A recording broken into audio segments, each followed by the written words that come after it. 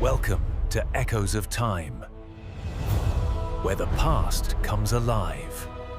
Before tanks, before drones, and even before gunpowder, terror on the battlefield could come on four legs. Amidst shouts, spears, and swords, a swift shadow crossed the warfields of Rome. Muscular, agile, obedient, yet fierce. It was not a man nor a horse. It was the Canis Pugnax, the Roman war dog bred by the Romans to protect, hunt, fight, and kill. The Canis Pugnax was no camp companion. It was a weapon of flesh and fury. Its name has almost vanished from memory, erased from most history books. Yet for the Roman legionaries who marched and bled beside it, this beast was unforgettable. To uncover how such a creature came into existence, we must journey back to the rugged mountains of Greece, to the ancient breeders who forged monsters for war. The name Canis Pugnax in Latin literally means combat dog, but the animal behind that name did not appear by chance. It was shaped through the brutal selection of wars, hunts, and sieges over centuries. Its origins trace back to the Greek molossers, an ancient breed of massive dogs used to protect herds and property in the mountainous regions of Epirus, land that today corresponds to Albania in northwestern Greece. Philosophers like Aristotle and poets like Virgil spoke of these dogs as true beasts, domesticated, loyal to their masters, but capable of tearing a lion's throat if needed. The Romans, always attentive to the practical qualities of other peoples, saw a diamond in the rough in the molossers. They began importing them, crossing them with local breeds and barbarian war dogs, faster, more aggressive, and less predictable.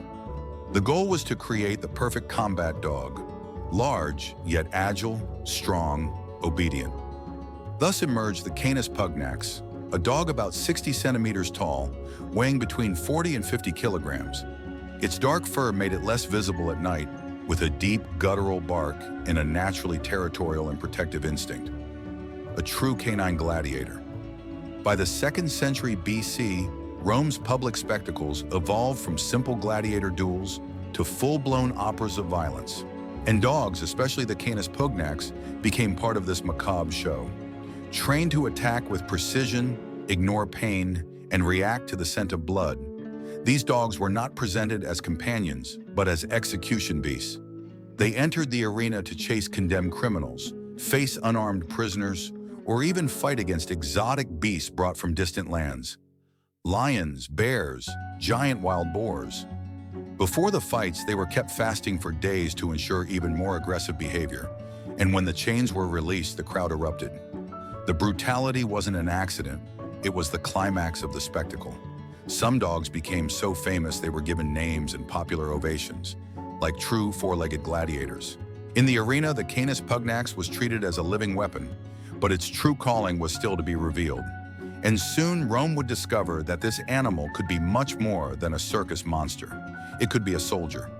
With the expansion of the empire, Rome began waging wars in every corner of the known world and facing enemies with surprising tactics. Among them, one caught particular attention: war dogs used by the Celts, Scythians, Germans, and Britons. These dogs attacked with blind ferocity. They leaped over shields, tore at the legs of legionaries, and protected the bodies of their masters with claws and teeth. Rome understood the message and decided to create its own monsters. The answer was the refinement of the Canis Pugnax, now crossbred with barbarian breeds to increase its aggression and speed. But the true Roman difference was not only physical, it was doctrinal. Unlike tribal dogs that attacked anything that moved, the Roman Canis Pugnax was trained to act like a legionary. Attack only on command, recognize allies, hold position even under stress, and die alongside its master if necessary. And that's how the Canis Pugnax left the arena and entered formation, marching alongside armed men, not as an animal, but as part of the deadliest military machine of the ancient world. Like any recruit of the legion, the dog underwent a rigorous training regimen designed to transform its raw instinct into military discipline. First, it had to identify the scent of its comrades, distinguish allies from enemies, and respond only to specific commands, ignoring provocations and the sounds of battle.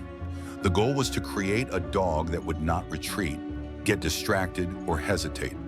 They marched alongside the soldiers, covering up to 35 kilometers a day, often carrying small backpacks strapped to their backs with food, messages, or campaign supplies. They slept in the camps, stood guard during the night, and alerted to the presence of the enemy long before human sentinels. In the castra, the fortified camps, the Canis Pugnax played vital roles, defending the perimeters, protecting supplies, and even guarding prisoners. In areas of constant conflict, like Germania or Dacia, the presence of these dogs significantly increased the security of the troops. More than a fierce animal, the Canis Pugnax was part of the legion. It lived, marched, and died alongside the soldiers, not out of instinct, but due to a loyalty forged in every battle. Although official accounts rarely give attention to dogs on the battlefield, between the lines, history tells a different story. In the Battle of Vercelli, in 101 BC, the Cimbri used fierce dogs to protect their camps. According to reports, these animals fought until the end, even after the death of their masters. They endured more than many human soldiers. The image of those dogs defending palisades, biting shields, and falling pierced by spears remained etched in the memory of the Romans. At night, when the fires of the camp dimmed and the endless forests or mountains closed in around the fortified lines, fear was a constant companion. Legionaries who had marched all day with the weight of iron on their backs were vulnerable in their exhaustion. Sentries paced nervously, ears straining for the sound of snapping twigs or distant war horns. But for many soldiers, the greatest reassurance did not come from wooden palisades or sharpened stakes. It came from the low, rumbling growl of a Canis Pugnax. Roman accounts describe how these dogs could sense movement long before human eyes could detect it. Their hearing was sharper, their scent unerring, and their instinct unfailing. A man might be distracted or even fall asleep, but a dog never forgot its duty. Some veterans would later swear that, in the black silence of Germania or the misty hills of Britannia, the heartbeat of the entire camp depended not on the vigilance of its men, but on the unwavering presence of its dogs. The bond forged in these moments was not one of owner and pet, but of comrade and sentinel. Soldiers trusted the dog beside them as much as they trusted the man holding the shield to their left. There are scattered, almost forgotten accounts of these animals, saving entire detachments from disaster. In one story told by a chronicler of the Danube frontier, a small garrison was nearly surprised by a Dacian night raid. The warriors crept silently, their steps muffled, their blades ready. Human guards noticed nothing, until the Canis Pugnax erupted into a frenzy of growls and barks, rousing the camp in time to repel the attack. In another tale from the German forests, assassins slipped into a Roman encampment under moonlight. The target was a high-ranking officer. They might have succeeded had it not been for the officer's war dog, which tore into the intruders with such ferocity that by dawn, the would-be killers lay mangled on the ground. These were not isolated incidents. To the legionaries who lived through them, they were proof that the dog was not just an animal, but a guardian spirit sent to protect men who lived constantly at the edge of death. And there was more to the relationship than strategy or utility. Around the campfires, legionaries shared their food with the dogs, trained them with commands, and treated them with a care rarely extended even to slaves. Some men admitted that hearing a dog's steady breathing beside them in the darkness soothed their nerves before battle. Others swore that their courage in combat doubled when they knew their dog was charging into the fray at their side. To kill a man was one thing, but to face a beast bred for war, fangs bared, muscles straining, eyes filled with loyalty and rage, was something even the fiercest barbarian dreaded. Ancient tribes that had once relied on their own war dogs now faced the perfected Roman version, and the psychological effect was devastating. A charging line of legionaries was terrifying. A charging line of legionaries with dogs snapping at the front was enough to make whole ranks hesitate. The Romans, of course, knew the power of fear, as well as the power of steel. They did not simply breed the Canis Pugnax for strength or obedience. They weaponized the very idea of the animal. To enemies, the sight of dogs on the battlefield was a reminder that Rome could master not only men, but even the beasts of nature itself. To the soldiers, it was a reminder that they were never truly alone. Each dog became a silent oath of protection, an ever-watchful guardian that would fight, bleed, and even die as fiercely as any soldier of the legion. During Julius Caesar's campaigns in Gaul and Britannia, reports mentioned guardian dogs among the enemy tribes. Rome's response was simple: adopt, train, and integrate. From that point on, Canis Pugnax began to accompany detachments, especially in hostile regions like Germania, Thrace, and Dacia, where the challenging terrain required constant vigilance. There are even visual representations, such as the sculptures on the column of Marcus Aurelius, showing dogs alongside legionaries. Although their exact function, tracking, protection, or attack, is not clearly described, their presence was not symbolic, it was tactical.